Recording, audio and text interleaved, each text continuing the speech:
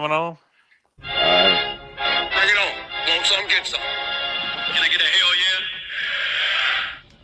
Yes, I am a pirate. You have to go with the Pirates because, of course, they have cannons and everything. It's a pirate's life for me. Be proud of who you are and what you are. You're a pirate. It is a first down. Pirates. Because when you're at East Carolina, you go for it every time. Or you don't coach at East Carolina, you don't come to East Carolina, you don't play at East Carolina with a weak heart. Write it. I think I've ever been in a building as loud as that was. It was deafening in there. You live with Omaha? I can promise you that. And it's purple all night long in Eastern North Carolina. You're watching The Sports Objective, the podcast for Pirates.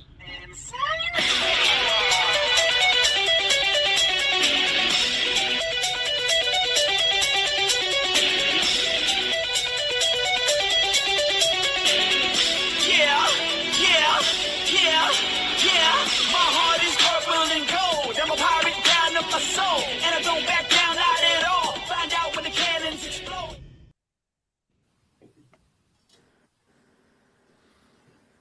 You're muted, Dave. Welcome into the Sports Objective Innings on a Sunday night.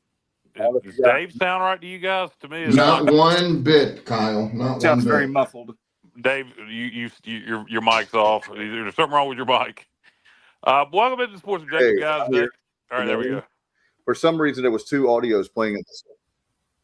I'm not muted. Hello, I'm here. You got lag now. Well, if you have YouTube open, kill that.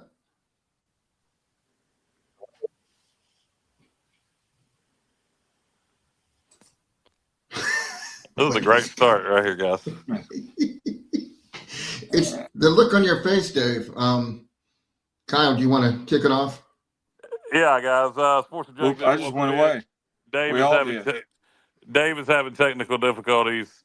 He will be back when those technical difficulties resolve. In the meantime, we welcome in the one and only Johnny Stats Robertson, Jr. Welcome to the show. Hey, what's going on, fellas? Definitely had better weekends, better days. We'll talk about it. I'd rather not, but we will. We'll trudge through it, and we'll try to figure out what's going on with these Pirates. It is down to just me and JR now. Apparently, Alan Vick. I had my big introduction ready for Alan Vick, JR. Now I can't even use it. Yeah, well, he'll be back. Well, hopefully. Yeah, no, dude, it's been a horrible week, Pirate Baseball. 1-3 for the week. You lose a heartbreaker at Duke on a walk-off three-run homer when you have the lead in the ninth on the road. You play well Friday night, get the dub. Saturday was a disaster. Today, you battle back. You have a two-run lead in the bottom of the ninth. And again, just like at Duke, you can't hold on to it. You lose in extra innings. JR, to me, this team is playing tight. They don't look like they're having a lot of fun out there on the diamond. And I think that may be part of the problem. These guys are stressing. It's mental. Coach Godwin's a very intense guy. He's a great coach. This is not a knock against Coach Godwin, but you hear him with the media. He's a very intense guy, and I wonder, I don't know if his intensity, instead of the team, buying into that intensity in a positive, I wonder if they're almost playing too tight. Kyle, excellent observation, because I feel the same way, only that, it's definitely not an indictment on Coach Godwin, because, he's proven that he's got the formula figured out for success, but maybe, things are changing a little bit. Maybe the new coaching staff isn't meshing quite as well. There's some tension there. He just seems overly agitated this year. And, the fact that he got thrown out today, I'm not holding that against him, because, he did what he had to do to try to rally the team. That wasn't today. That was yesterday. All these games are running together, but that was yesterday. And, I just feel like someone told me that they heard one of the players mention to their parents that it's not exactly a carefree attitude. It is a little uptight. So, I don't know if that's what's affecting the play or what it is, but there's something going on there where they're just not at optimum performance whatsoever. Pitching And looked great. and that was my theory, JR. And then you're saying that a player's parent mentioned that to you, and we won't get into players' names. What they didn't mention to me. They mentioned it to somebody else that mentioned it to me. But yeah, I don't want to get into that at all any further. And I certainly wouldn't put it out there if I didn't in fact hear it. But it makes you wonder. And hopefully everything. I thought this weekend, to be honest with you, I heard that before this weekend, and I thought, hey, you know what? Curious that. Taking 2 out of 3 from UTSA, and then we won the first game. And I still said, you know what? I'm not going to be greedy here. I still want, a sweep would be awesome, but let's go for 2 out of 3 at least. And we were so darn close. Had every opportunity to win the day and should have won the day. And now we'll welcome back in. Alan, I have the introduction ready for you, and then you popped out, so I'm going to do it now. Dave, I'm not to step on you here, but welcome in North Carolina radio veteran of over 30 years. I don't know, 40 years. He was around when they invented transistor radio. Ladies and gentlemen, Alan Vick. Thank you. He's related to Marconi. Hey, I was hanging out with Marconi, and he's doing fine, by the way. He says hello. But it's great to be here tonight, guys. Thank you. Yeah, by the way, I'm sorry, guys. I figured out, I'll tell you guys in chat what happened. But anyway, all is good as far as that now. I had 2 sources of audio, and I figured it out. So we're all good. I thought about Kyle and Alan and Johnny. You guys are all music fans. Susan Tedeschi has a song called "It Hurts So Bad." That's the way that I felt today. I just knew we were going to win that game. And then it's like there's like a responsibility, just like when the Patriots were winning all the time. They had this thing where they were talking about the responsibility of winning. It can also work the other way around. And it almost felt like today, it was like, here we go again. We're down 5-0. We come back and we're up 7-5. I wasn't cocky at all, because you still have to put them out, right? But it kind of felt like, here we go again, right? Well, to me, it's like what me and JR were discussing. We're playing tight. Yeah, you're not going to win games. You're not going to win tight games when you're playing tight baseball. You're just not going to, and we're not good in close games. And anytime, to me, that always indicates playing tight. Now, I'm no expert. I will stand on my expertise of college football versus anybody, but I'm not going to sit here and pretend that I'm a college baseball expert. But I do know sports in general, and I do know you can't win tight games playing tight. And I think instead of rolling with momentum and taking the momentum into the bottom of the ninth, when one little thing went wrong, we let it snowball. And then, we didn't seem to have much confidence in the extra innings. I mean, you could just see us trying to hang on. And, some of that is the pitching depth for sure. Some of that's definitely just simply pitching depth, being down 2 starters. Maybe some of our relievers aren't performing, or we're asking them to perform, pitch way longer than they should be having to. Right. But so it's not all just playing tight. Some of this is the pitching situation. Well, but the thing is too, though, that we were down 5-0, right? But I'm just wondering what's going on with why we're almost into April, and you see that we have the talent. We definitely have the talent. This is definitely not I will say this is definitely not a talent deficiency. We have great coaching. We have the great of everything. So I don't think we have a lot of power on this team. At least it hasn't shown it yet, JR. I don't know your thoughts on that, but that is one place I do think we're lacking in the talent department. I don't think we hit for a lot of power. I think we do. It hasn't shown itself yet. I mean, our home run leader is Grady Linehan, and we know Austin Irby and Colby proved last season, that they're capable of double-digit home runs. It hasn't happened yet. Maybe, it'll click at some point, but yeah, power-wise, I think South Florida is way, way, way at the bottom. Other than them, like, everybody has more home runs than us. But I will say this: I do want to give credit to the Pirates this weekend for one thing, and that is, people don't realize UTSA, what kind of numbers they've been running up offensively, and they've played 1, 2, 3, 4, 5, 6. They played 7 series before this one, and the fewest runs that they had scored was 27 against New Mexico State. We held them to 14. And the fewest hits that they've been held to is 32, which was Dallas Baptist. We held them to 18 hits. So 18 hits, 14 runs over 3 games for UTSA is phenomenal. And at one point they didn't score in like 15 innings. Pitching staff did enough, particularly Friday and yesterday. Even though yesterday was the most lopsided game, it won't because of the pitching. And today they gave up some runs, but for the most part we answered. So no, I really, with the pitching depth issues we have at the starter, in the rotation, I think our pitching staff really wasn't. Today they were a bit of the problem, particularly when we got into extras. You could tell we were hesitant to go into the pen more. But besides that, you really you can't really. The pitching staff, I think, did enough this weekend. You guys can hear me? I got a phone call. The pitching staff did enough this weekend considering the situation. Yes, it did.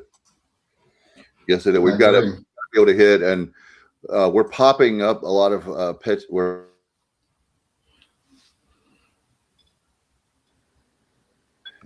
Just. Did we lose? Yeah, I don't know what this is. A crazy technical night. Yeah, we lost you there, Dave, for just a second. But now you seem to be back. You froze there for just a second. I was just talking about with our at bats. I don't have time to go back and look at the game, but we need to make sure we're looking at taking every bat seriously, because it seems like we're wasting a lot of at bats. Well, I want to address what Kyle was talking about, because I do feel like it, even though our pitching, based on the stats I just threw out there, pitching did very well for what we, threw out there. But, we didn't see Gavin Van Kempen, of course, and we didn't see Colby Weber. But, is Brett Antolik, is he hurt too? I know he didn't have a fantastic outing his last time out, but we didn't see him at all. Luke Payne warmed up a couple of times. So I'm not going to read too much into that. He was available. Nick Moran must still have soreness. We didn't have him either. And, Alex Boucher is coming in to try to save the game. And I made a comment a couple weeks ago that Alex Boucher is not really a pitcher. He did okay against Penn, but he's not really someone you want to depend on.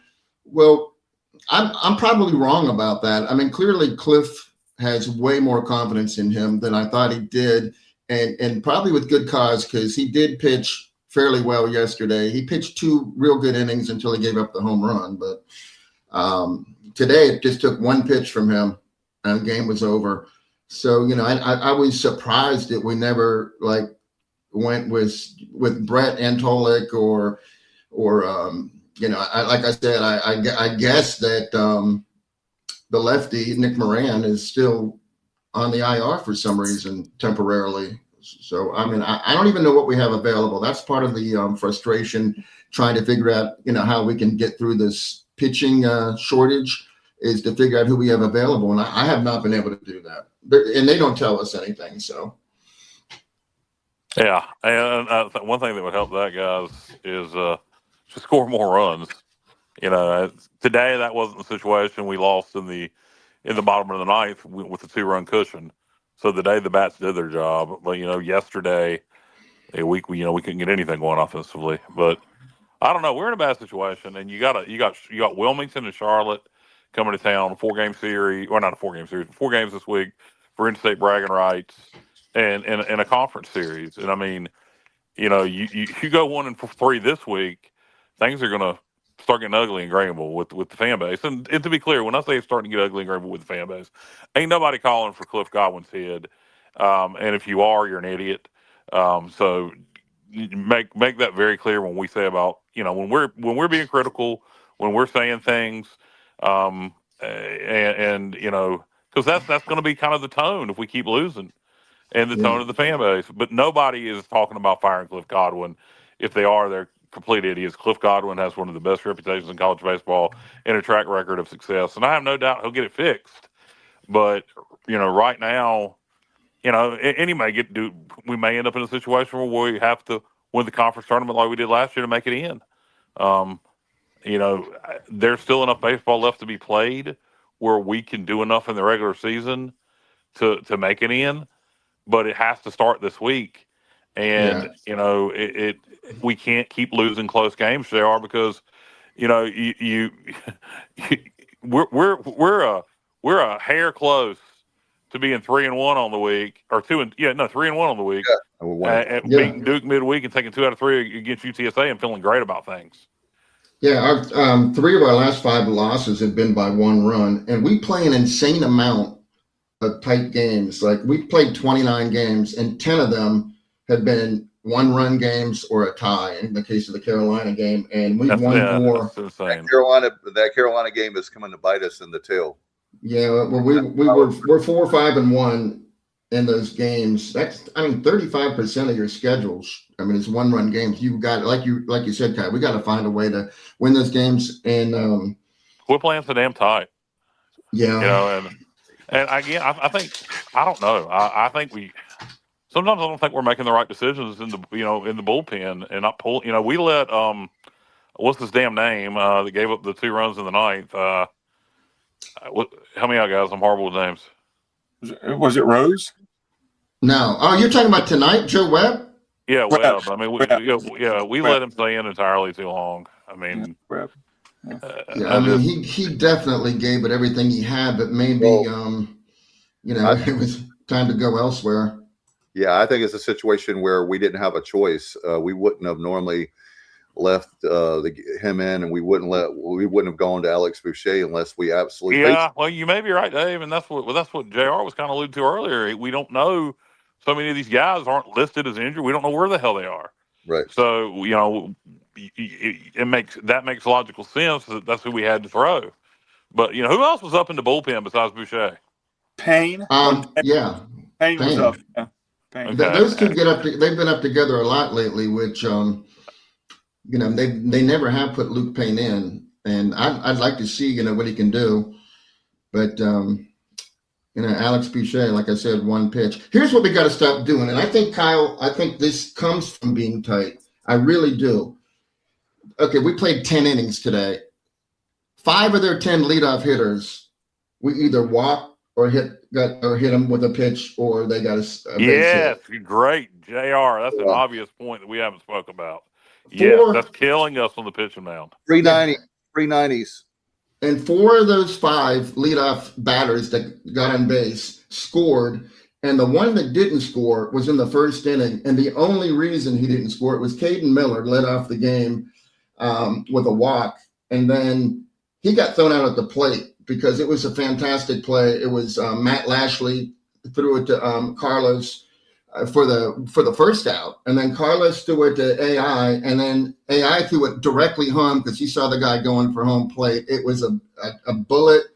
It was a great tag by Walker Barron, and it was a perfect play. And I was like, yes, this is how this game's going to go. We got some luck on our side, and the breaks going our way, and executing very well. And that guy, he's the only leadoff base runner that didn't score. The other 4 all did. Yeah, and you're right. You talk about walks and hitting and hitting batters. When I'd rather give up a home run than walk somebody or hit them with a pitch in most situations. It bothers me so bad to just give free base runners. They always come back to bite you, and when you do it multiple times in a row, like we did in this game, that's a great point, JR, and something very obvious that should have been spoke to already, honestly. But yeah, that goes back to playing tight. Those are the kind of things you do when you're tight, when you're worried about giving up a homer, and you're pitching tight. Yeah. Now, hey, their pitchers were in a similar situation. They had guys out there that weren't used to being in those situations. So we took advantage of the same thing. We had 4 leadoff batters get on base. 3 of them scored, but we had 3 batters hit in the 7th inning. Grady led off the inning, got hit by a pitch. Then AI got hit by a pitch. And then Davin got hit by a pitch. All three of them scored. So if they weren't hitting us with pitches, we would have never got back in the game. We scored 5 runs, and we only had 2 hits to score 5 runs because the rest was errors. They had 3 errors, a walk, 3 hit by pitches. So it wasn't all our bats that was doing it there to get us back in that game. They were helping us out as much as they could. Bad base running for Colby at third, Curtis. That was. I don't know about that. I don't know. I don't know if he got sent. It was I think they thought the ball got away from the catcher more than it did. Right. That's correct. So he took off for third, and their catcher just Stuckey. It was an easy play for him to throw it down to third. Yeah, I don't know if that was Colby or somebody gave him the go sign. I'm not sure. Are we getting any chance anybody's back this week, JR? Or do we have any idea, Dave Allen? Have not heard anything about any potential returns, no. And, hey, while you're talking about that, Kyle, I thought it was really, really weird that we had Nick Parham playing shortstop in game 1. And we won that game. And then game 2, Nick played shortstop again. But then, today it was Lashley. Lashley pinch hit in game 1. So I thought for sure, okay, he's going to start game 2, no doubt. But he didn't. And Nick Parham's good with the glove, but he's not, he doesn't have the same bat that Matt Lashley does. So I felt like against San Antonio, we needed all the bat we could get. So, I was surprised that Matt Lashley didn't start either game 1 or 2. And then he did start today, and, he was over 3. But so. I'm sorry, JR, go ahead. No, I was going to say, so there's another example of we just don't know what injury statuses are. And I guess that's how a lot of programs are, a lot of coaches are. But it's frustrating. No doubt. John White says Marconi during the transmission of SOS from the Titanic, Alan. We were talking about earlier with Mark. Yes. I was there, saw it with my own 2 eyes. Okay. We already talked about the bad base running. John White says, don't remind us. That would have been a 3-1 count, too, if he had stayed put. The ball didn't go far. Yeah. Yeah. Correct. Well, guys, we're just not doing the little things, and that was one of the hallmarks of a Cliff Godwin baseball team for so long is the fundamentals, and they were going to do the little things, and you're going to win the 1-run games more than you lost them because it was a Godwin hallmark of a Godwin team. But last couple of years it has not been. We're not doing the little things. We're scuffling. We're losing games that we would have normally won over the last couple of years with the little small ball things that aren't going well. It's just hard to teach that kind of culture of doing the little things right in the portal age. I don't know. Like I said, I think maybe that's some of this is Cliff's using the portal. I just think it's the adjusting. Again, maybe I'm wrong on this, but maybe just he's not able to build things from scratch like he used to for everything. Kind of ECU baseball teams have always kind of the ones that have been great under Cliff have had his personality. If that makes sense. Yep. This team does not have a defined leader on the field. They got good players and good kids, but there's no go-to player that when the chips are down is rallying the troops. We don't have that leader on the field this year. I don't think that we need when games are tight and you need to make a play here and a play there or settle down in a certain situation. I don't see that this year. Yeah, I don't see it either. I mean, and I'm not saying it's not there. But I'm like you; it doesn't come across on the TV that there's anybody out there that's really the team leader, take charge kind of guy, like the field general, if you will. Drew Bassnight says always seems like 0-2 counts, or we're ahead in the count and hit by pitch or whatnot. That the senator? Yeah, good point, Drew. That's true. That makes it twice as bad. The Senator Bassnight? Drew Bass. I don't think he's a senator. No, he's not. Is Senator Bassnight dead? Yes, he is. Well, it wouldn't be him then. Yeah, Phil Bassnight. Yeah. Joshua Pruitt says the term walk-off will come to define the season. Here's one for you, Kyle. Drew says, can we have a spring football show next week to cheer us up? I don't know about next week, but we'll have one at some point. When is the spring game? Spring game is the 18th of April. Okay, maybe we'll do one that weekend. We talk some football. There's a lot of question marks there. I tell you, I love Blake's attitude in the press conference. His spring press conference, and that's something we'll talk about later in the show. But if you haven't listened to that, you need to. Yeah. He's in there in a complete rebuild and talking about winning the conference championship. Yeah. And so he's putting it all out there, and I applaud him for it. And we'll see what happens. And I'm not.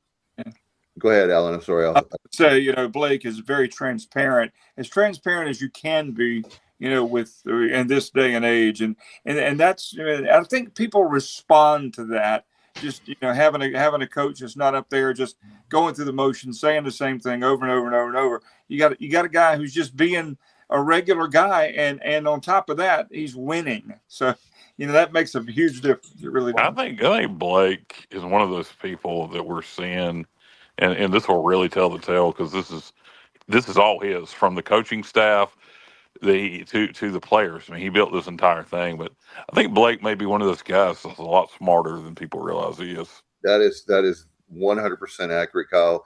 And I tell you why, because we talked about it before. If we were all hanging out at a barbecue, or if we're at the baseball game and Blake shows up, he don't try to distance himself and be the VIP. I'm the head coach of East Carolina. He doesn't let it get to his head. He's very grounded. He is one of us. And that's the thing. There's a lot of things like we talked about the last show, but Blake is willing to talk to big donors. He's willing to do parties, hang out, do whatever to sell his program. And I think that is really, really been, in fact, Drew says Blake is a hell of a person. Absolutely. You're spot on, Drew. We were pulling hard for him when he took over as interim coach, because he's such a good guy. But we know that it takes more than being a good guy to have I knew he could motivate. That was something that when we took over as head coach that I picked up on right away, and that's why if everybody remembers, I said hide and watch several times, because I knew he'd be able to motivate that team. And my question was, he earned it, so I wanted him to get hired. My question was, could he do it the next season when it was just a motivating situation? And He did. And then you look at this past offseason, I like his hires on paper. We'll see if he made the right hires, and we'll see if they made the right decisions in the portal. This is going to be all his team. But we'll talk about that more later. We need to get back to baseball. Yeah, in fact, Turtle Boy says, do we need to move some money around for football and try to hit the transfer portal with the money? Talking about baseball. The money. Yeah. You mean for baseball? Yeah. No, we can't take away from football. What we need to do is spend more on football, so football wins at a higher level, so we're creating more revenue. Then we'll have more money to get to baseball and basketball. Yes, but at the same time, there is nothing that's going to create more money. You get East Carolina into the playoffs in college football, there's nothing. If a team has a run for the playoffs, from it from game 1, game 2, like we're red hot, you're going to see every game pretty much sold out, and nothing will make more money. So yeah, you put more money in football. The better football is, the more money we'll have to spend on everything else. That is but true. you don't take money away from football. We got to create more money to spend on basketball and baseball. Right. I'm not saying, and let me be very clear. I agree with what Kyle's saying. You don't take away from football. What you do is you've got to put more of an emphasis on basketball, and you have to get the dudes in for baseball. We have a good team. I think the difference is that there's some players that we're not getting. And we've got to be, and I know that coach doesn't like it, so I'm not trying to start an argument with him, but for me personally, we are in rev share right now. And if we need to get, right now, if you said, how much is it going to cost to get these players to come into East Carolina baseball, same thing with basketball, then we need to do it. If it's $10 million, $5 million, whatever amount, I want to win. And let me tell you something. My coach said to us seniors in baseball, he said, Mike Perrell, God rest his soul, I miss him a lot, my former baseball. Did you say $10 million or $5 million? Were you talking about baseball? Yeah, my high school baseball. Oh, no, 10 million or 5 million. Were you talking about baseball with that? Well, whatever we have to spend. Oh, yeah, it wouldn't take me nowhere near that for baseball. Well, I'm talking what I'm getting at. We're used to getting the dudes, the big time, like the Agnosis of the world, those kind of guys, those kind of players that come in. And I think that there's a few of those guys we're missing on. I could be dead wrong, but I do believe that we're going to have to spend money on baseball, on those players to win at the level we're used to. I think that we're so close right now. It might be one dude, it might be two dudes. I'm not saying that we're missing out on a whole bunch of players. I'm not saying that talent evaluation is off at East Carolina. No. I'm not saying that. So let me be very clear. It's definitely not at the high school level. But we're going to have to I'm going to have to, that's one of those things. My point was my high school coach said, when you get tired of losing, you find a way to win. And I think that comes from the fan base. I think that comes from. Well, I mean, we're not. Look, the baseball program's not. We just went to the NCAA tournament last year. I mean, and we still may make it this year. It's not like we've fallen apart. No. But we don't need to get to the point where we're falling apart. If we need to spend more money on baseball, we need to figure out a way to spend more money on baseball. But it just can't come at the expense of football. And it really can't come at the expense of basketball because we can't afford to spend less than basketball. So there are enough people that love baseball that will give directly to baseball. To make sure we have some more money to spend on that on players. Yeah, and that's what just like what Garrett Blackwater did for, and maybe John White and some others that follow the program really close. I get it that way, but I think we would have a different tone. Everybody would. If I'm not making excuses, but Braxton Trammell is a huge. That was just a huge hit. I mean, and we talked about lack of power. Well, he was leading the conference in home runs when him and Boucher had that collision. And I mean, if we had him, that's somebody that we did recruit, and we did get him in here, but he's not available. And now with these two pitchers, hopefully they'll be back sooner than later. But I'm not making excuses. Is Braxton out for the year? Who's that? Braxton. He's out for the year, right? Yeah. I mean, I don't think that's official, but I think it's written in stone that it would be probably foolish to bring him back before then. He's definitely going to redshirt. You have Conley, you have Rose, and you have South Central. That three of the top high school teams in the state for baseball recruit those teams. Is what Drew's saying. We got Dixon, but yeah, I agree, Drew. I agree. Basketball is more so than baseball, but yeah, I agree with you, Drew. Drew was asking, is Vogely done for the year? We needed his power. I don't think so. I think he is. He will come back. I have not heard. Again, we don't know. Thank you. That's another one I didn't even mention because I forgot about him. How important? Go ahead, Jared. I'm sorry. No. I was just going to say he's out of my mind because I just don't know. I just consider he's not available until I hear differently. And he's a great kid. I hope to get him back. How important is this coming week to the remainder of the baseball season? I mean, I look at it. I think, and I know, Jared, you disagree with me. I think if we beat Wilmington, I think if you take two from Charlotte being one of the better teams in the league, that's fine. You got to get some sweeps later when you're playing Rice and Tulane and Memphis and Wichita, these bad teams. You got to sweep them. But I think if we go do you think we got to go 4-0 this week? I think 3-1. I think here's what I think, Kyle. 3-1. I think that the Wilmington game, if you're going to lose one of those, it has to be the Wilmington game, and I don't want to do that. But we have to sweep Charlotte because it's a home series. We haven't won a series at all since March of last year against Rice, and we've never started the season. Swept a home series, since March of last season against Rice. But Charlotte took the series from South Florida this weekend, didn't they? Yeah. Everybody is 4-2 or 3-3 or 2-4. Yeah, that's something to mention. With everything that's going on, we're a game out of first. Yeah, but does it matter if you win the conference? Winning the conference doesn't guarantee you anything. Like you could win. No, it'll help. It'll help your resume. If you win the conference, you've done it, and you get some midweek games, you're going to be a bubble team. Yeah, we got to sweep though. We've never started since the 2017 season. I don't think we have to sweep. I think if you go 2-1 against them, 2-1 against No. South Florida, 2-1 against Florida Atlantic, and then sweep Wichita, sweep Tulane, sweep Memphis, and then take care of business in the midweek. I think we get in without having to win the conference tournament. I would like to hear what people out there think, because I feel like we need to sweep Charlotte because it's a home series. I'd rather sweep them. Our margin for error is getting very small. Yes. Yeah. We got to start taking every weekend series, and we got to start winning midweek games. We can't keep losing close games.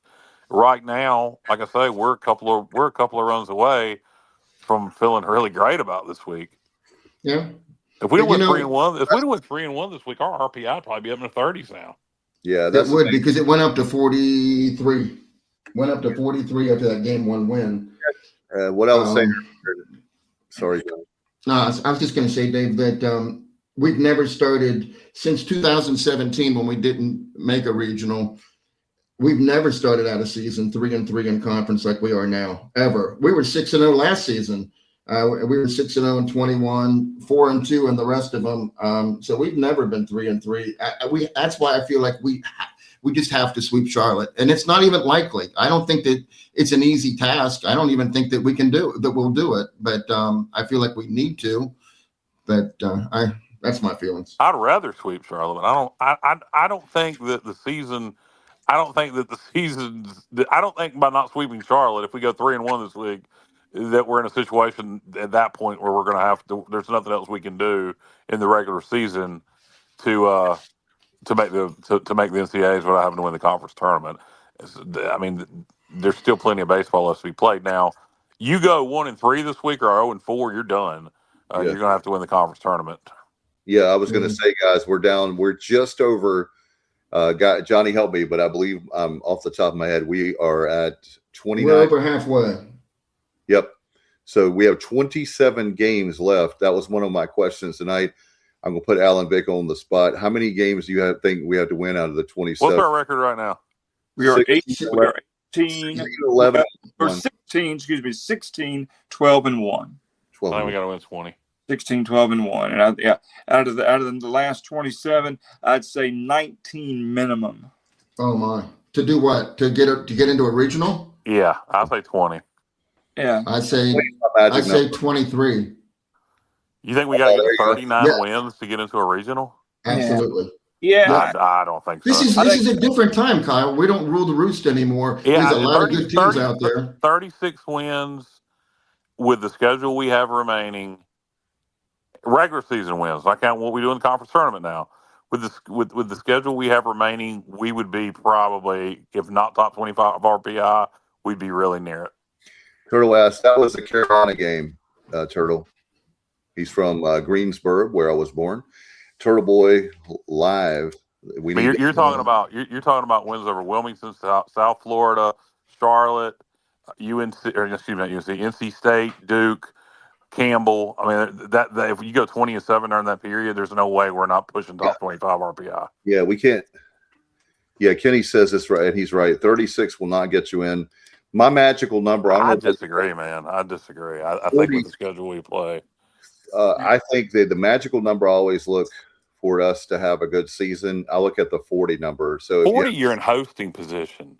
Yeah, we're going to have to go on quite the run to get to 40 wins. That's just, I don't think that's going to be attainable. I think it probably isn't, and especially with our pitching in the situation that it is. So you think we need 38 in the regular season to get in, JR? Yeah, and I'll tell you, I do one of my things I do is I break down for the last, I guess, 7 seasons, maybe even 8, what every team had to do that made it as an at-large. I looked at all their resumes, and I know that our resume needs to be like way, way, way better than what it is. Right, what 12-7 is a stretch based on pitch. Yeah, he's saying to even get there 12. John, do you think at 12-7, 36 wins? Do you think we would be in, or do you think we would be in? We would be a bubble team, or we would be out? Justin's saying 35. Justin says 35 wins gets us in. Wow, I say 36. I want to know what John White thinks. He says not enough consistency on both sides, offense, pitching, and defense. Yeah, he don't even think we're going to get to 27. Well, all right, JR. What if we get to 36 finish second in the conference, and make the semifinals of the He tournament. says if we did 20-7, he says that we're in.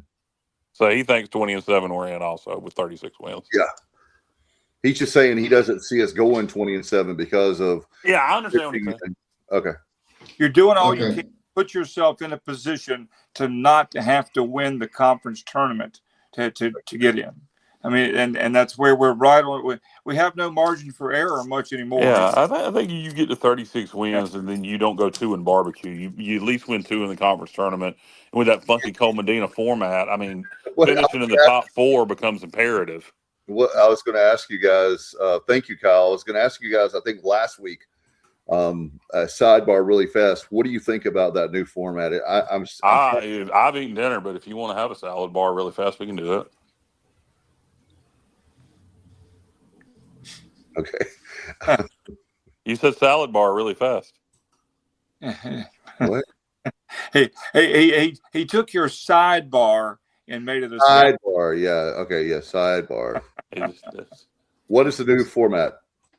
Alan, I think if you have to explain a joke, it's not funny. But, moderately funny. The new format. Okay. If you finish just or JR or anybody who knows it, somebody in chat, JR, if you know it, correct me if I'm wrong. First and second gets a first and second round bye. Third and fourth gets a first round bye. Right. It's kind of like the ACC tournament does it now in basketball. Yeah. Same thing. So a double bye if you finish in the top 2. Third and fourth you get a first round bye.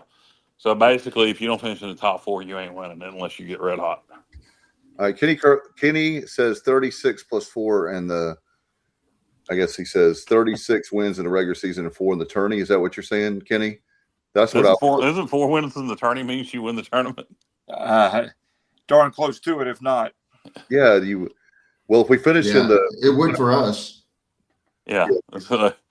I think 36 wins and just don't go 2 in barbecue in the tournament. And you're maybe nervous on selection day, but and let's not forget our past resumes, our fan base, the history, the culture, the respect. And if we're on the bubble, and if we're on that bubble, I say we're probably on the right side of that bubble. I hope we're at least having that discussion at this point because yeah. Doug Groom asked, was D'Lo pitching as well going forward as he did on Saturday? Could that be a difference, or was we just lucky? I think he's a kid that's got a lot of. I've always said I like him personally and professionally as far as a baseball player. I think he's has a lot of ups and downs, just being consistent, and so I'm hoping that Doug, to answer your question from my vantage point, I'm pulling really hard for him, and I was happy about that yesterday, even though we didn't win. But I'm happy. I'm hoping that this is a trend where he's very focused and not having the inconsistency of the past. I hope we can leave that in the rear view. And he's an upperclassman. He's got a lot. I still believe in him and think he has a lot of potential. And if not, I think if they didn't, obviously, this stating the obvious thing of the whole night, if they didn't have any confidence in him, he wouldn't be on the team.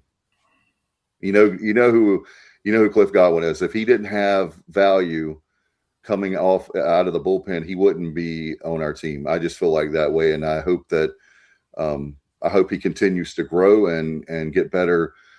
We need him. If there's ever been a time, hey, now's your chance. Here's your chance for D'Lo. I want to add something about D'Lo. The Xavier series.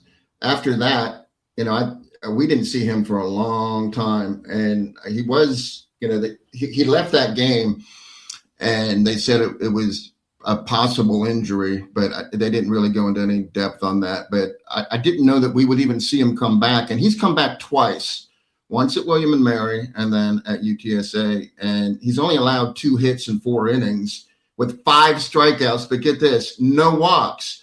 We all know that was his, kryptonite last season. He walked way too many people. So the fact that he's got 5 strikeouts, no walks, and has only given up 2 hits in 4 innings. I mean, he's got a 2.25 ERA at this point. So yeah, I hope to see much more of him, and I'll be happy to see him come out there. That's for sure.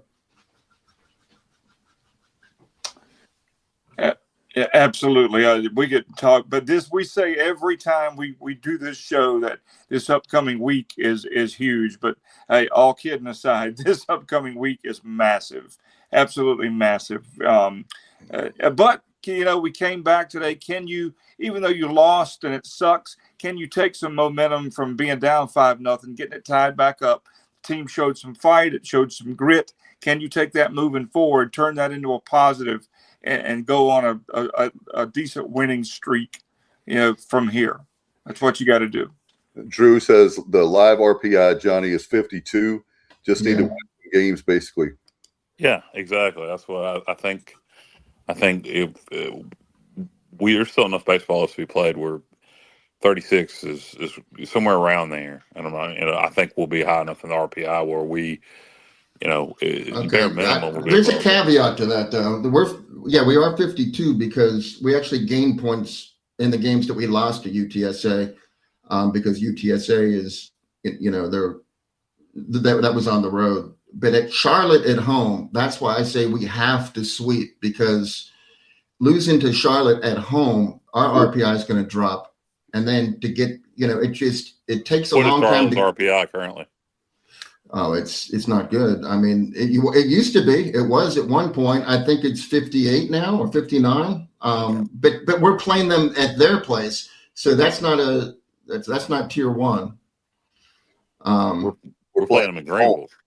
No, I mean we're playing. Yeah, we're playing at home, so that's not a tier one. We're playing at our place, which really puts the pressure on that you have to win at home.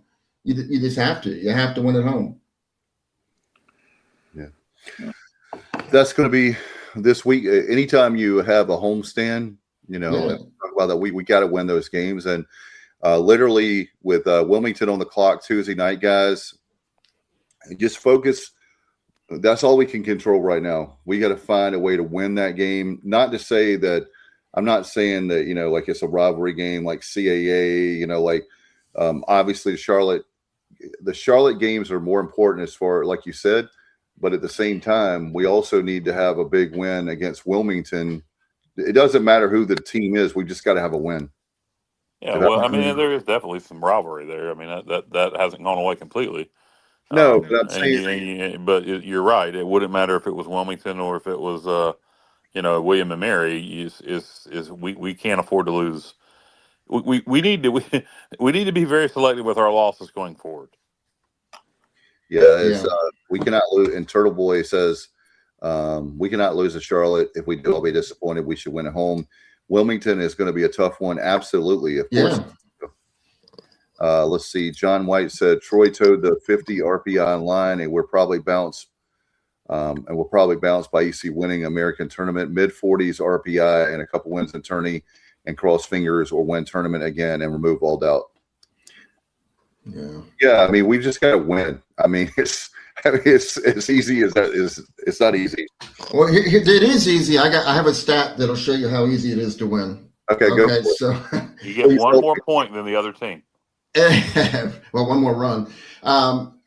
If we score in the first, second, or third inning, we're 17-0. If we don't score in the first, second, or third inning, we're 0-9. So how about that? Really, I don't mean we're 17-0. Every one of our 17 wins we've scored a run in the first three innings, and every one of our 17 wins. That tells me we win games when we score early and can play looser. That could be. There you go, Kyle. Because when we don't score in the first three innings, we're 0-9. Drew says, hopefully Norby is back. This is something I wanted to ask you guys. So thank you, Drew, we have the best viewers and listeners, and we're the best fans because we're in Pirate Nation. Jenkins needs to start Saturday moving forward. I know that we have a bullpen situation, where we like having him come out. I was thinking about him this weekend. He's great. The problem is he doesn't pitch as well as a starter. He gets in his head. He pitches better coming out of the pen. I don't know what you do with that. He's clearly starting caliber, but and that was he was one of the top high school recruits in America when we got him, and he's more effective coming out of the pen. I don't know what you do with that. I agree. Logically he should be starting, but Cliff already said he's not doing that. Yeah, because he gets in his head too much. Yeah. So I mean, I don't. Yeah, there's a reason why when you got a kid who has said that, who has said it publicly that he prefers the bullpen because he gets in his head as a starter. I don't know what you do with that. You do like you did today and bring him in the second. 4 home games, and every one of them is a must-win for the team. That's what Kenny says, no doubt. This is I want to get John White, because John's been with us for a long, long time, and I love this. He says this is getting old. We typically are locked for the NCAA tourney, not the same. And John, I want to get your feeling. You being a pitcher, you being a former player, one of the best teams ever, and obviously with Coach O. How do you guys, as former players, feel watching the games now, knowing that we're so, when Alan was talking about earlier about the little things, and John agreed as well, he's right. My parents talked about the little things. So what is that we're disconnected on, that we're not criticizing the team or saying bad about the team, but what is it that's missing the different? Because you see, as Kyle's talked about, the difference between 1 and 3 that we are this weekend, and we're so close, razor thin close to being 3 and 1. What's the difference? What are the little intangibles that we're maybe not seeing? Here's a great one. John. Okay. I like this, John. He says, use an opener. So in other words, get a guy to come in a couple innings. And that's what we did today. Yeah. Well, that's the thing. Game 2, we were 5 run downs, 13 pitches into the game. Well, not quite that, but we gave up 13 hits in the first. We gave up 5 hits in the first 13 pitches, and all of those, everybody scored. So by the time, we cleared the bases, we were down 5-0. And then everybody came in and just did great. Marley and D'Lo, they combined 6 innings, 1 hit together, 4 strikeouts, 1 walk. And then, AB came in and pitched 2 good innings, struck out 3, and then gave up that home run. So I think the recipe is a tag team, just like UTSA is doing that. They don't have starters. The Friday night guy, they lost early, right? They lost him early to injury. Yeah, they lost him early. But if you look at who their Friday, Saturday, and Sunday starters have been the last 3 series, it's different every week. And today their starter stayed in for 1 inning. And he shut us down. He shut us down 1, 2, 3, but they put in somebody else. So it's like those guys look to be having fun. I watched the UTSA's team body language, and of course they were at home. They look to be having a lot of fun. Yeah. Drew says, look at the top teams now in baseball. NIL is more of an asset in baseball, I believe. And I think that Kyle mentioned this a few years ago, so I'm going to give you credit, Kyle. But when he and I were first talking about NIL, and we were very upset and all, anyway, we learned quickly that that's where you have to go, right? So you said, Kyle, the first sport that's going to affect, which was true, was football.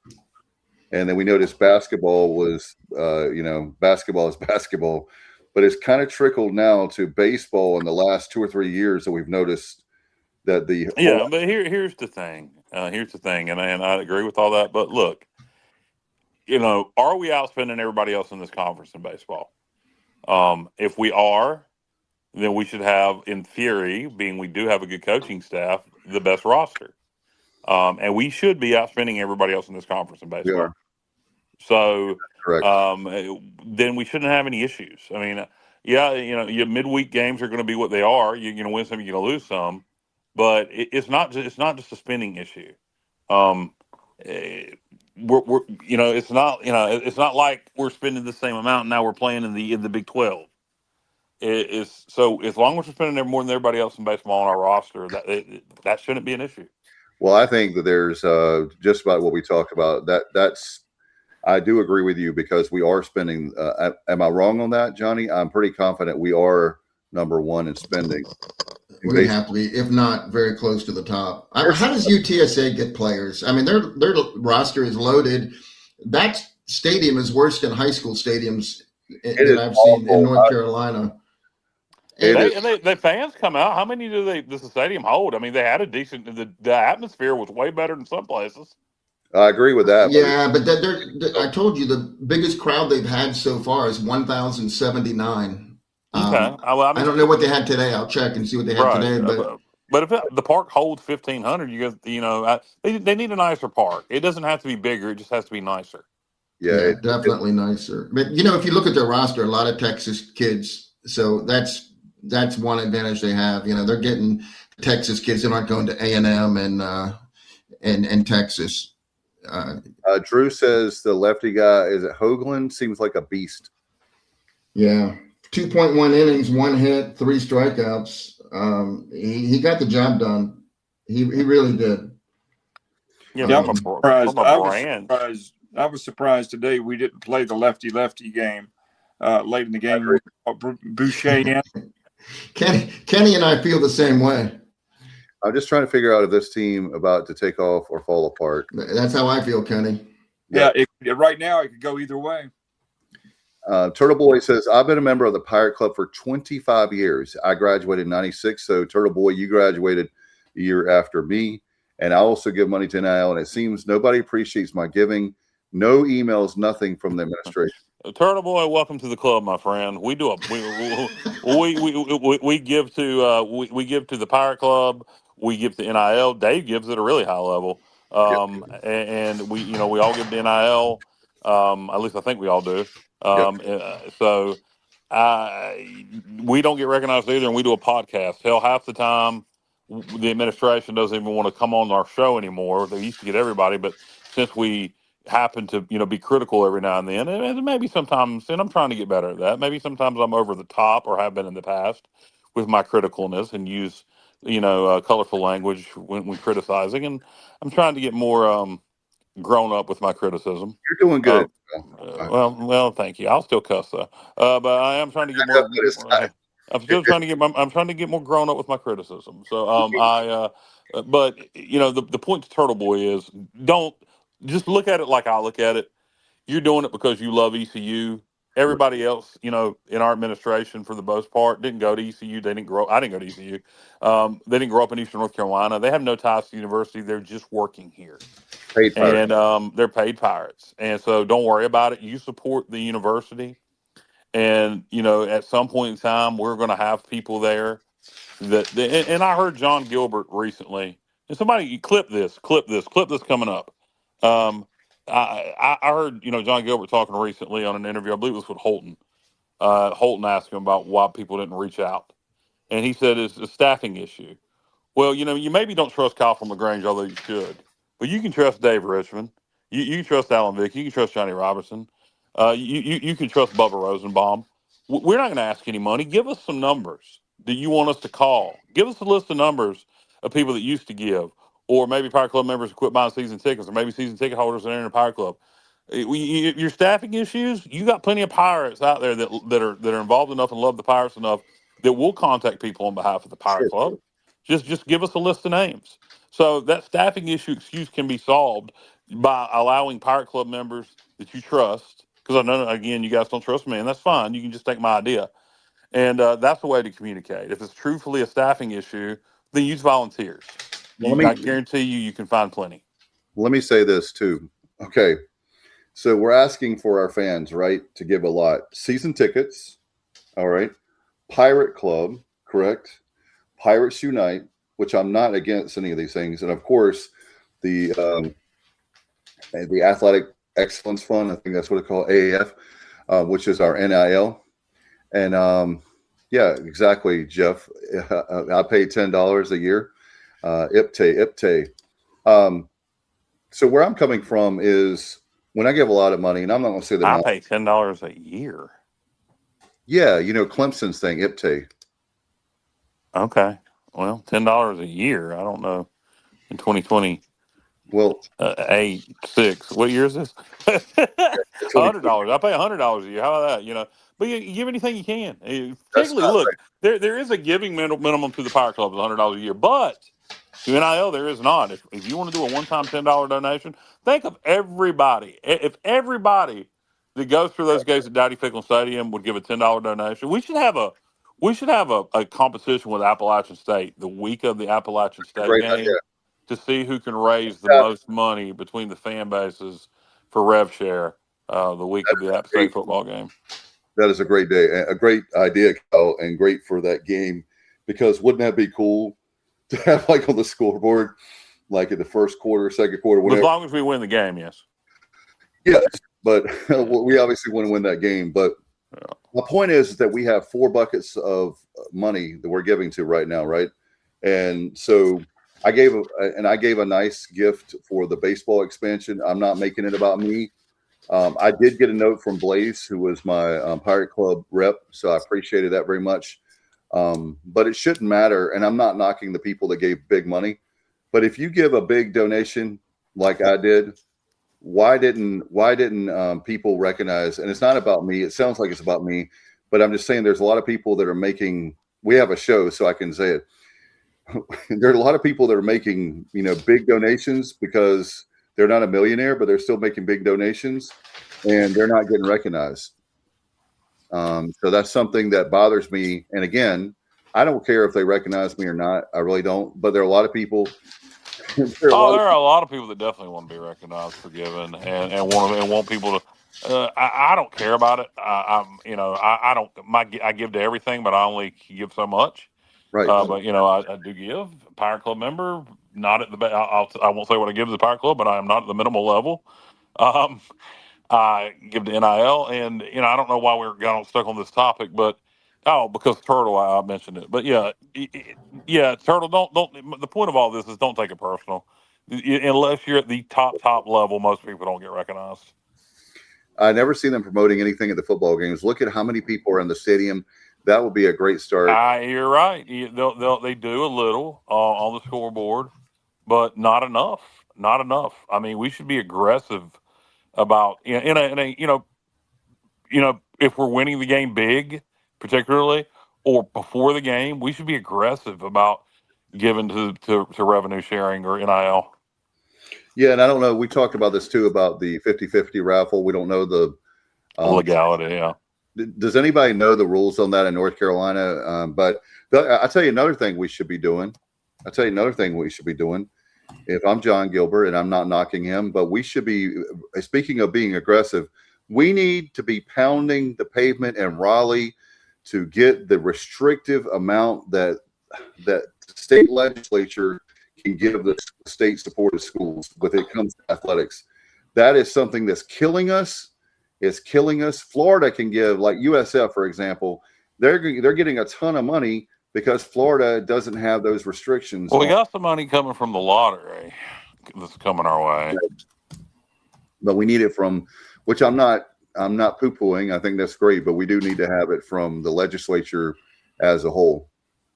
Do we have? I go in the same way every time when I go to football or whatever. Do we have people set up at every gate at a table giving people pamphlets? No. Information? That's part of what you need. Every exit, every entrance should have somebody there at least for an hour and a half, 2 hours to give out information, pamphlets. Here's a QR code you scan to learn more, whatever. And I know it's a staffing thing, but you could find somebody for a couple hours here and a couple hours there. I would think to do that. We have a Pirate Club staff. We have a board of directors. Ask for volunteers. I mean, I know they always hit up Civic Group for volunteers, but ask Pirate Club members if they want to do it.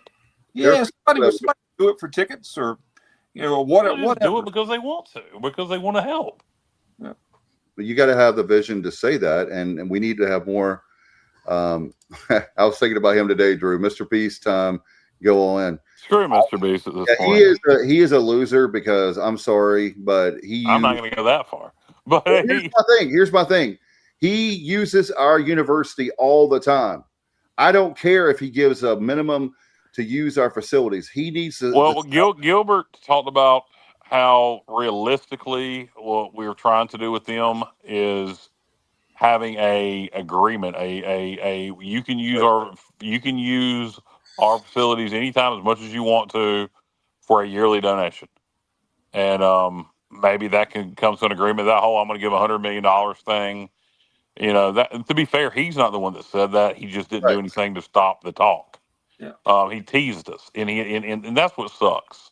Right. And that's what and that's what, for this community, for Eastern North Carolina, and for the university, That's something. And clip this. That's something that he should, think about. Is he teased a whole bunch of people in Eastern North Carolina? Whether he said it or not, he allowed it to be thought. And it sounds like Gilbert wants to get into something with him where we have a relationship for a yearly donation for him to use our facilities as much as they want. And to me, that sounds fair. I don't know what that yearly donation would be. I'd hope it would be in the millions. That's the problem. It's not. It's not. I agree with you 1,000%, Kyle. But that number is not big enough. Just think of the publicity that Mr. Beast got from that rumor. Exactly. And how it started. And it benefited us too. It benefited East Carolina, but unfortunately, it's not going to happen at that level. It's not going to happen at that. Yeah, 1 million. There you go. 1 million, 2 million a year. Yeah, that would help. I mean, and then he could use our facilities unlimitedly. I don't know. I mean, give enough, we'll rename it. We'll rename it to the right now. What is it? The right. The boat people. What is it? The Grady White Boat Athletic Complex. We'll name it the Mr. Beast Grady White Boat Athletic Complex. Or you can name the stadium after him. Mr. Beast Stadium. Kenny, I'm sorry. $2 million is a tax write-off. It's a drop in the bucket for him. Kenny, I'm sorry if you say it's his money, but he is using the university. I'm so sorry. I don't feel sorry for a billionaire. I'm not against him at all. Well, I'll agree with Kenny on one thing, and it's not going to help us our calling him names. But criticizing him is fair. Now, saying it's his money, sure, it's his money, but he's earned it honestly. But he did something. I don't think he's.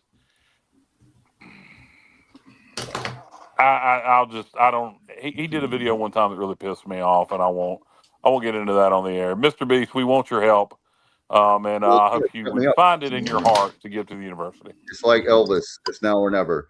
Turtle Boy says, where I live, the fire department does a 50-50 raffle, and they make a ton just by selling tickets. That's a great idea. And again, to be fair, we've talked about it ad nauseum. Yeah, to be fair to the university, I don't know if there's any legal issues. But all the protein. We heard there was, Dave, something about gambling on a campus on camp. But, gambling laws have changed in North Carolina. So how does it affect 50-50 drawings? I've seen it at the military ball where, somebody walked away, with several $1,000s at the night of the NC State military ball. So, I mean, not only would it, if it was allowed, be a good fundraiser to go to rev share every football game, but, somebody would walk away with a nice chunk of change also. Right. So basically, I may have to move churches, Alan, if y'all know we're a good church. But I'm a good Southern Baptist. But I'll tell you right now, if I had it my way and they legally could do it, I'd put a sports book right there at Dowdy Ficklen Stadium. I'm sorry. There's been a Southern Baptist and a Methodist? Yes, I do. You do? What is it? The Methodist walks out the front of the ABC store. The Southern Baptist. Close. The Methodist will speak to you when they see you at the liquor store. Yeah, I've heard those jokes actually. They said Turtle Boy says, "Heck, they could sell out of tickets at one football game." Amen, brother, for that. Robert Dedrick says, "Isn't the Town Bank Tower naming naming soon? Mr. Beast Tower." Town Bank paid $3 million. No, they paid $3 million total. Unfortunately, Robert, I wish it was $3 million a year, but it was. Yeah, we seem to take too little money, in my opinion, for naming rights. Yeah, but maybe it's just. And I'm not against. And let me be clear, Kyle. I'm not. I appreciate Town Bank a lot, but yeah. You look at how many times. I hope they get outbid this time by somebody giving, 3 times, 4 times that. I like this idea. A-Win, one of our regulars. 50-50 sponsored by Grover Gaming. There you go. I like that, A-Win. And again, I hope if there is some laws, let's change those laws because they're archaic, antiquated, and we need to make sure that the fans would buy our fans if we can do it. If and when we can do it, we will make a good chunk of change on every. I'll tell you what, if we can ever get John Gilbert or Ryan Robinson or anybody from the university back on here, well, maybe we can ask them directly if that's something we can do. And I don't know if they'll know the answer or not, but we can at least put it in their ear. Yeah. Yeah.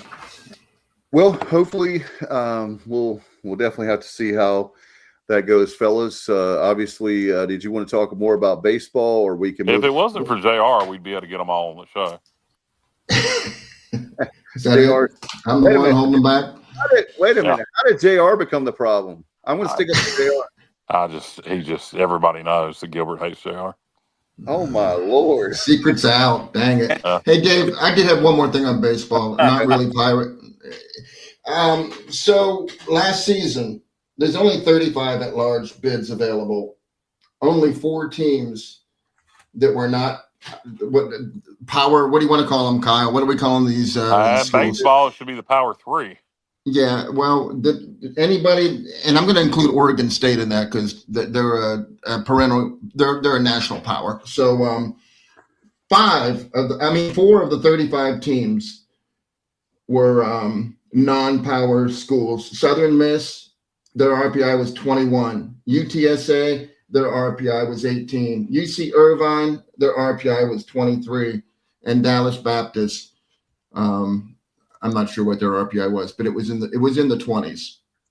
So that's why it's so hard. Those were the only at-large teams that weren't from power leagues last year. Yeah, 31 of the 35 were from the Big 3, and I added Oregon State. Yes, sir. Wow, that is very concerning. It is, because most years you have the belt with 3 teams in every year. You have Conference USA used to be a multi-bid league. The American, I think, should be this year. You got the new Pac-12 starting next year that you'll have DBU, Oregon State. Yeah. I'm going to read this to you real quick, Kyle. So everybody, all the small conferences had won the tournament winner, except for the Sun Belt. They got 2, Conference USA 2, Big West 2 with Irvine, American 2 with UTSA, and then the Big 10 had 4, Big 12 had 8. Wow, ACC the Big 10 had 9. 4. Yeah. That is nonsense. You know why? Because they inherited UCLA and USC. Good. And okay, Oregon. Good point. So, good point. All right. Yeah. Good point. The only traditional Big 10 school that made it was Nebraska. And then the SEC got in 13. So that's why I'm worried, Kyle. I guess it is the Power 4 now in baseball too. I forgot all about, Oregon, UCLA, USC. That's why I'm nervous. And Washington being in the Big 10 now. No, I get you. I'm hoping that's an anomaly that only that few teams get in outside of the Power 4 conferences. We haven't seen that as a trend yet, unless you go read back the previous 2 or 3 years, and then we just didn't realize it. I hope to God not, because I didn't realize it last year. No, because the year before that, East Carolina got in as an at-large. Yeah. I think they had a 24 RPI at that point. Okay, so that's what I'm saying. We just got to be hitting on the door of the top 25 RPI, and if we're 20-7, we will be. I would think so. Yeah, absolutely. And then with the tournament, you would think you would like to think that we would be in one of the top 4 teams, right? Yeah. Dallas Baptist was 22. In that situation, we would be.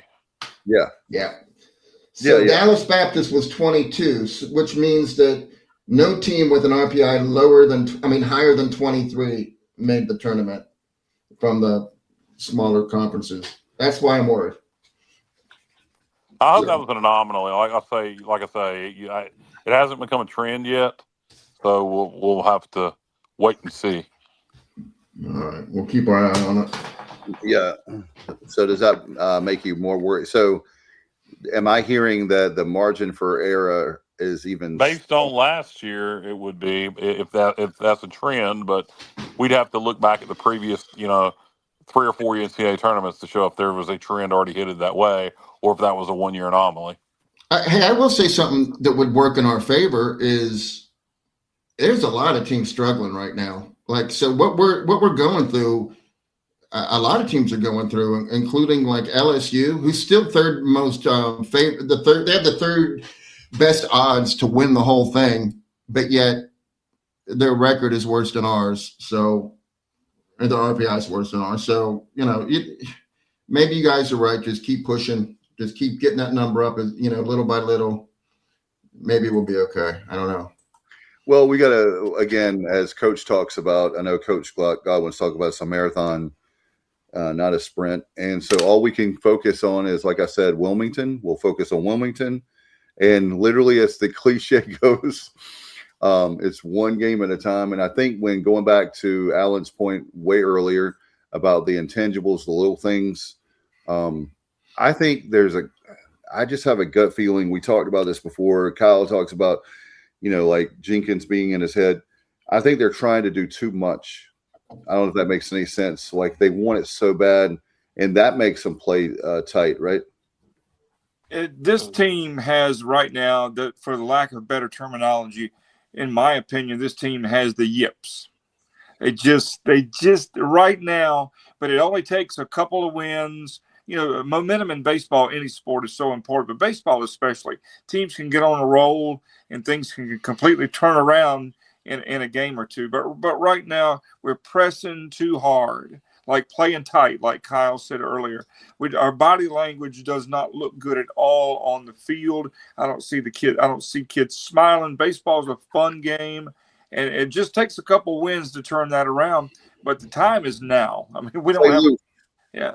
What do you have? Hey, what do you have to lose? What do you have to lose? Yeah, we're getting to the point now. We got to play loose because we got to go. That's just the bottom line. We got to start winning some games immediately. Yep. Hey, before we do leave baseball, we can't not mention Ethan Norby. That was ridiculous what he did. That was definitely his second best outing. No one's going to top the Coastal effort from last season, but this was darn close. So everybody calling for Ethan Norby to maybe lose the Friday spot. I'm sure there are a lot of people. To who at this point? We don't have anybody else healthy. Well, that's true. This is before the two injuries to Weber and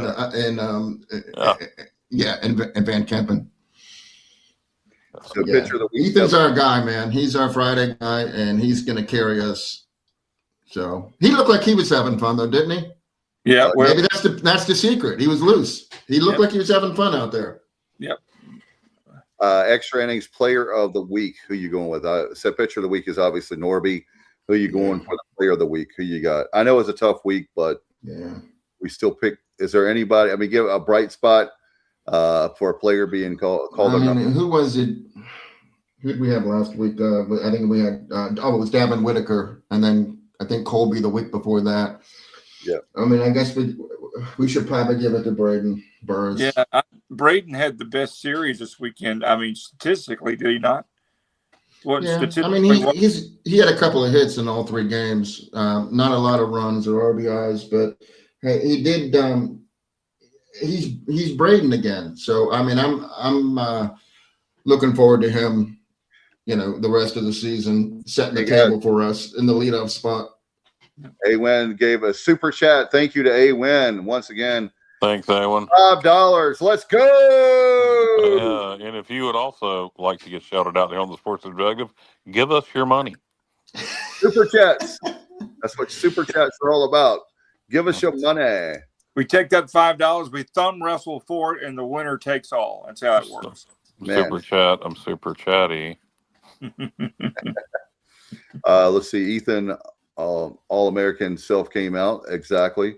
Kenny says Brandon. John White says Burris, obviously. Okay, thank you, John. Turtle Boy says the team is deep, featuring 23 returning players and 19 newcomers. I didn't know we had that come back from last year. Not a lot of starters.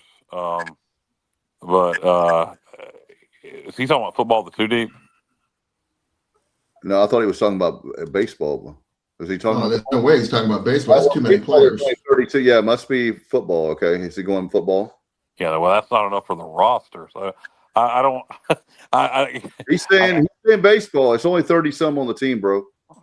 32, 33. Well, 34, I think, is the act you can only have, but you can, you My can bad. redshirt people. Now you corrected it. And you can grandfather clause. I think there's a couple of players. He meant football. Yeah. So, I assuming, is he talking about the two deep? I was So I mean, guys that didn't play a lot last year, we have quite a few guys returning on defense. We played a lot of guys on defense last year. Who is returning? I was trying to who do we have back on offense besides Brock Spalding, guys? Kyler Pearson. He's not really a starter. He just comes to mind. Who do we have? That's a good question. Engelman, TJ Engelman. He played quite a bit at running back before he started. He got a little. He wasn't carrying the ball the best, but man, your guy Jaquez Petaway, Kyle. That's your guy. Yeah. Well, you know what? I'm anxious to see Petaway in the screen game. Engelman, who I think has got a bright future at running back. I actually like our running back room quite a bunch. Blake does too. Even though we lost guys like Montgomery to Florida, I really don't think we took a step back in the running back room. No, I don't either. Dylan Lorick and Tyler Johnson are coming back. You just never know who's going to step up. So I'm not discounting, their contributions, but they definitely were not getting a lot of snaps. Yeah, we did really well in the portal in the running back room. And the kid from Havelock, Johnny Williams, I don't know where they're even going to put him. He was a running back. I think he's a wideout now. Yeah, we'll go over the roster when we're more prepared. And hold on, we would have what's his name back? The quarterback that you always botch his name. The one that started the Jordy Lowerly. No, the quarterback that started the. Oh, the quarterback. I thought you said cornerback. No. Jesus Christ, Ditta. Cheston Ditta, yeah. He was coming back until Kyle decided not to go to the bowl game, and then that's my fault. I'm out of here. It's not Kyle's fault on that one. I wish Ditta would have stayed. I'm not going to throw that on Kyle at all. Well, of course, I don't think JR's being serious. He's not. Thanks for clarifying. Ditta. I wish Ditta would have stayed. It really bugs me, particularly him going to North Texas. You just know he's going to go down there and light it up, because that's just how stuff works. I do like the two we picked up. I like that they come from winning programs. I like that they were in similar offenses. But, Ditta, again, culture piece, he knows what it's all about. This is just a total rebuild. I have no doubt we'll have a good defense. It's just a total rebuild, and I think the pieces are there. I do think we have the pieces to be a good football team. And here's the good news: we're not the only ones going through this. Exactly. Almost everybody else in the American is. That was good last year. That's correct. We're gonna be fine. I'm not worried about that at all. It's the world, unfortunately, we live in with the transfer, the free agency. Is what the transfer. I look for Army to be really good in the American this year. So you want Army? They're going to. I'm not making any picks this early, but I do think they're going to have a big bounce back here. They have a great coach. They have a returning quarterback. That with them, that's important. When they don't have a returning quarterback, they have like an off year. When they have a guy that knows how to run that offense, very efficiently, they do well. So that's a good call, Kyle. Kenny Curling says Emory Williams is a big quarterback. Yeah, he's a big boy. He's 6'4". I mean, and will he win the starting job? I don't know. I know Bubba. I guess he won't mind me saying this. I know at least early on, he thinks that I can't think of his name now. The other quarterback, the Texas Tech Wake Forest kid. Oh yeah. Who's our other quarterback, guys? I'm drawing a blank. I usually know it like. Good Lord, none of us can name our. Mitch Griffiths. Mitch Griffiths. Thank you, JR, for saving us. Mitch Griffiths. So will it be him or will it be Emory Williams? Time will tell. Also, post spring, not only us but just throughout America, those kids that enter the portal that didn't get picked up by anybody, they're going to be waiting to see if anybody picks them up. It'd be interesting to see. There will be additions to roster post spring. There's still kids in the portal. You can't enter the portal. There's not a second portal period, but you can still be signed from the portal if you have roster spots available. And it'll be interesting to see around the country what kind of movement is made post spring. How many of those kids sitting in the portal get signed? Probably not a lot. I don't expect anybody to sign a whole bunch, but um,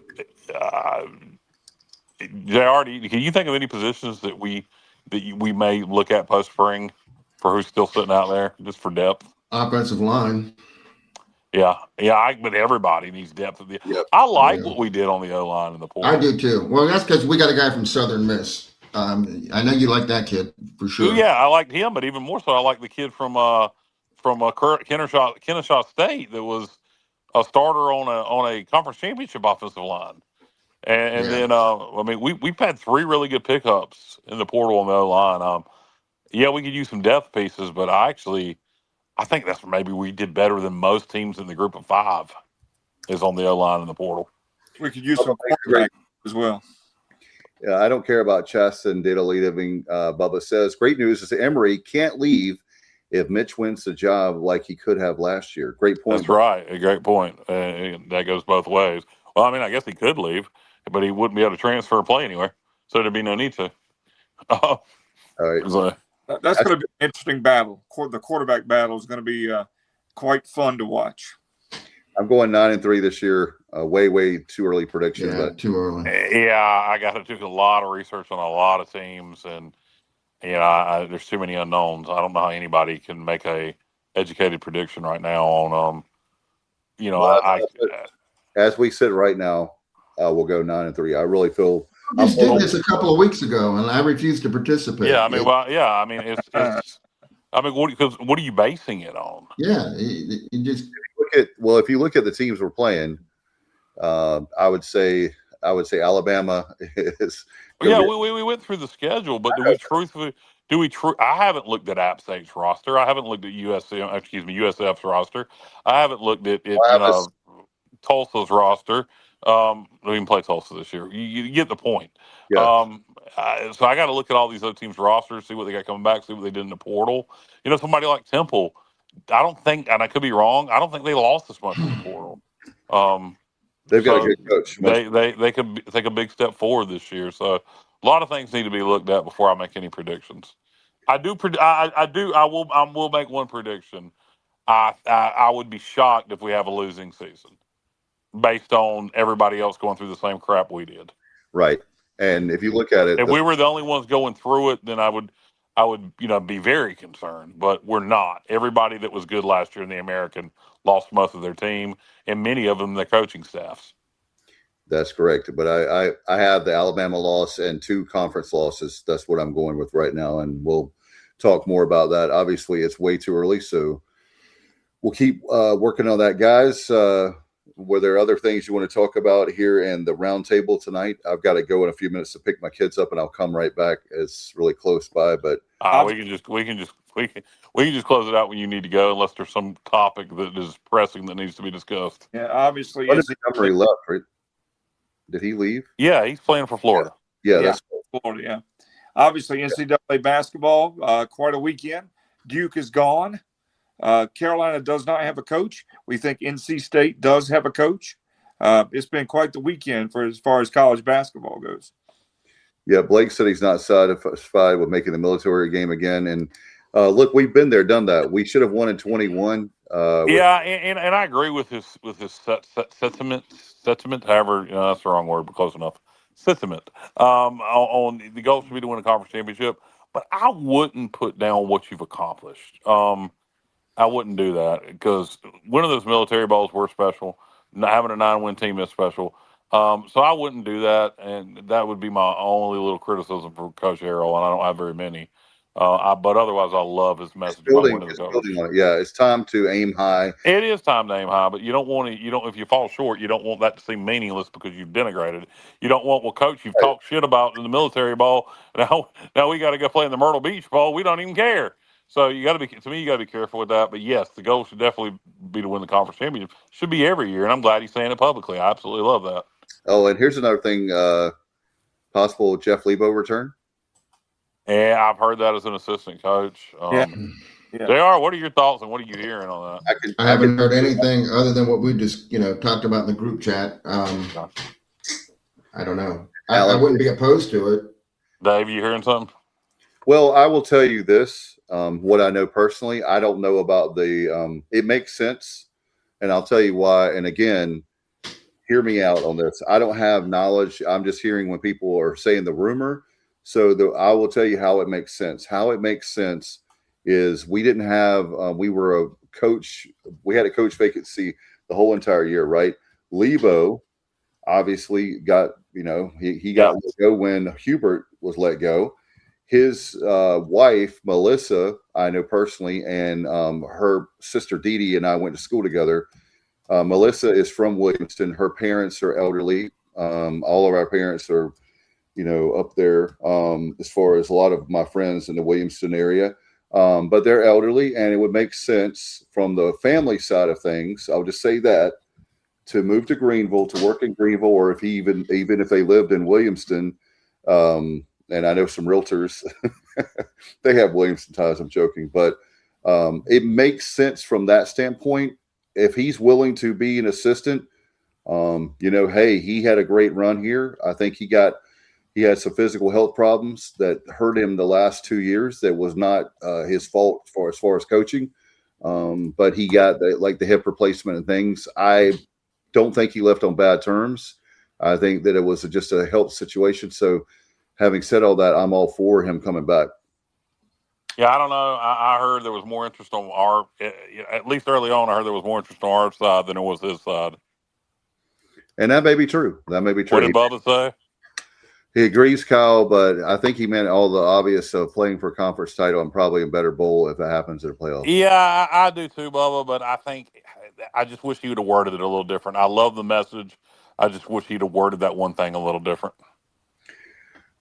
All right. Let's see. He said it couldn't be worse. That's true. As far as we need to hire an offensive-minded assistant coach that can run an offense because Shorts don't know what the hell he's doing from an offensive standpoint, and I think that affects his defense too. So if he can coach defense and be more of a defensive coordinator type, I don't guess that's an official title in basketball, but that's fair. They do have offensive coaches and defensive coaches.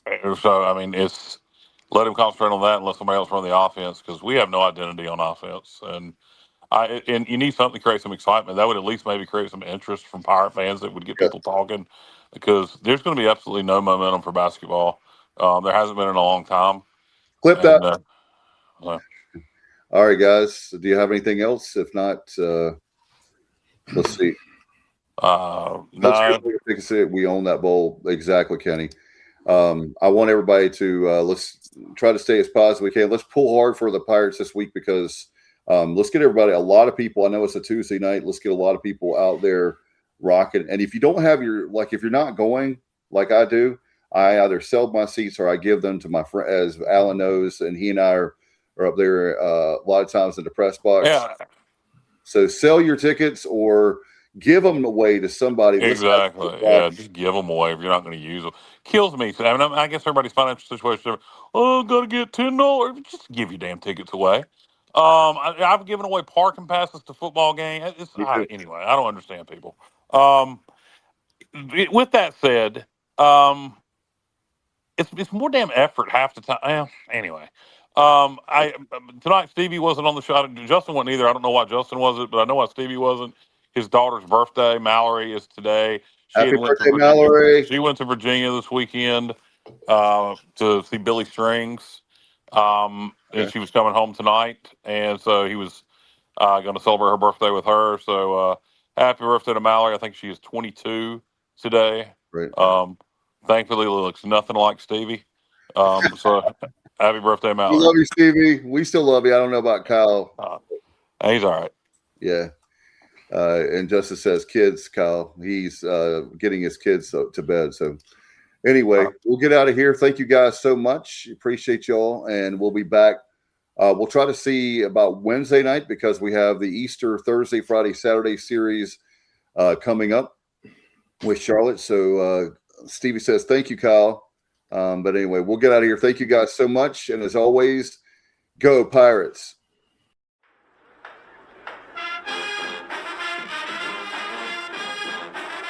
You're watching The Sports Objective, the podcast for Pirates.